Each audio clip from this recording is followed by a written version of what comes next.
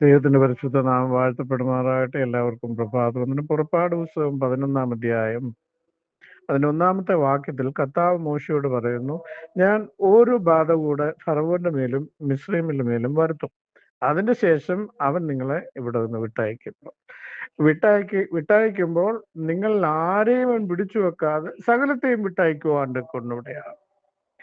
മോശ 4-ാം വാക്യത്തിൽ മോശ പറയുന്നു, യഹോവ ഇപ്രകാരം, മോശയിൽ കൂടി കർത്താവ് പറയുന്നു, യഹോവ ഇപ്രകാരം അരുളിച്ചു, അർദ്ധരാത്രിയിൽ മിസ്രൈമിന്റെ നടുവിൽ കൂടി ഞാൻ കടന്നുപോകും.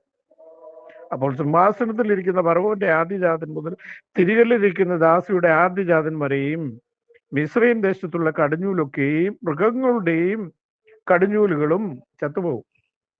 അപ്പോൾ മോശയോട് പറയുകയാണ്, കർത്താവ് പറയുകയാണ്, ഞാൻ ഇന്ന് അർദ്ധരാത്രിയിൽ മിസ്രൈം ദേശത്തൂടെ കടന്നു പോകും.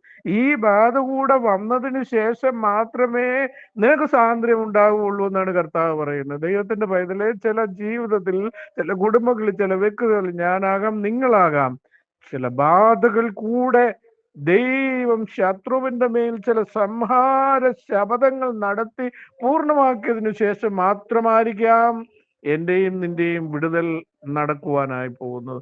അതുവരെയും കാത്തിരിക്കുവാൻ, വിശ്വാസത്തോടെ ദൈവസന്നിധിയിൽ പ്രാർത്ഥിപ്പാൻ, ആശയോടെ ആഗ്രഹത്തോടെ ദൈവത്തെ ആഗ്രഹിപ്പാനും ദൈവത്തെ ആരാധിപ്പാനും ദൈവത്തിൽ വിശ്വസിച്ച് അവനോട് പറ്റിച്ചേർന്നിരിപ്പാനും നീ മനസ്സ് കാണിച്ചാൽ നിശ്ചയമായും നിനക്ക് വേണ്ടി മിസ്രൈമിൽ ഇറങ്ങി വന്ന് കഠിനമായ സംഹാരം, മൃഗങ്ങളുടെയും സകല മനുഷ്യരുടെയും കടിഞ്ഞൂൽ, അത് രാജാവാകട്ടെ ദാസനാകട്ടെ, സകലത്തിന്റെ പേര് ന്യായവിധി നടത്തി അതേ സർവശക്തൻ പറയുന്നു, ഒരു ബാധയും കൂടെ ഞാൻ വരുത്തും നിന്റെ ശത്രുവിന്റെ മേൽ.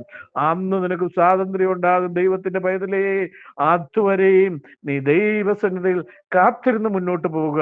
ദൈവം നിനക്ക് വേണ്ടി വലിയ ചെയ്യുവാൻ പോവുകയാണ്. വചനങ്ങളാൽ ദൈവം നമ്മളെ സഹായിക്കും.